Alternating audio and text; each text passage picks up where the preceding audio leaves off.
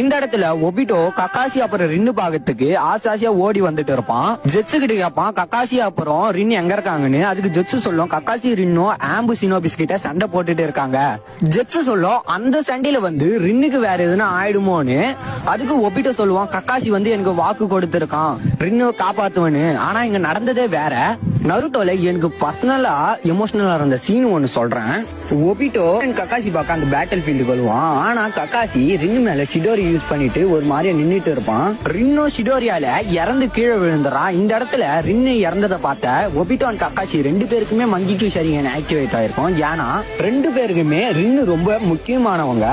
ரின்னு இறந்ததை பார்த்த கக்காசி ஒரு மாதிரியா மயக்க போட்டு விழுந்துறான். ஆனா ஒபிட்டோ இத பார்த்து எவ்வளவு கடுப்பா வரானா, இதுக்கப்புறம் இந்த அநீதியை நான் ஏத்துக்க மாட்டேன். சின்ன வயசுல வீக்கஸ்டா இருந்த பையன் ஒரு கட்டத்துல அவங்களுக்கு பிடிச்சவன் அவனை விட்டு போனவனே அவன் என்னவா மாறுவான்றது யாருக்குமே தெரியாது. கடைசியில ஒபிட்டோ அங்க இருக்கிற எல்லா ஆம்பு சினோபிஸுமே அடிச்சு போட்டு கடைசியா ஒருத்தனை அடிக்க சொல்ல ஒரு மாதிரியா கத்துவான். அந்த இடத்துல பிச்சு மாட்டான். அவனுடைய ஒட்டுமொத்த வலியும் கோபத்தையும் செதுக்கிருப்பாருன்னு தான் சொல்லுவேன். கடைசியா எல்லாரும் அடிச்சு போட்ட பேருக்கு ஒபிட்டோ இறந்து ரின்னாண்டு போயிட்டு அவளை தூக்கி வச்சுட்டு அழுவா. சத்தியமா இந்த சீன் எல்லாம் ஓவர் எமோஷனலா இருக்கும். நருட்டோல சின்ன வயசு வரையும் கோழையா இருந்தன ஒருத்தனை காதல் எந்த மாதிரி மாற்றன்றதுக்கான எடுத்துக்காட்டு தான் ஒபிட்டோடி கதை.